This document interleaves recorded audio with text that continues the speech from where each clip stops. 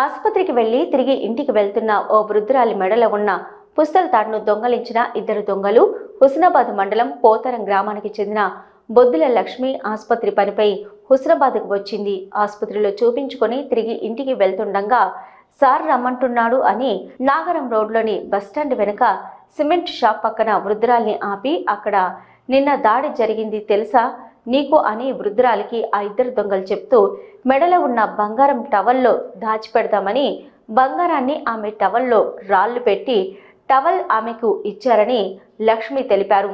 ఆమెకు టవల్ ఇచ్చి ఆ దొంగలు పరుగులు పెట్టడంతో లక్ష్మి అరవడంతో జనమంతా ఒకచోట గుమిగూడారు. సంఘటన స్థలానికి పోలీసులు చేరుకొని దొంగలపై ఆరా తీస్తున్నారు. సీసీ కెమెరాలను చెక్ చేస్తూ ఫుటేజీని సేకరించారు. కేసు నమోదు చేసుకుని దర్యాప్తు చేస్తున్నట్లు తెలిపారు. అనుమానిత వ్యక్తులు ఏదో మాయమాటలు చెప్పి వస్తువులను బంగారం ఇవ్వమని అడిగితే ఏ ఒక్కరు ఇవ్వొద్దని పలువురికి పోలీసులు సూచించారు. అనుమానిత వ్యక్తులు కనబడినచో 100కు ఫోన్ చేయగలరని అన్నారు.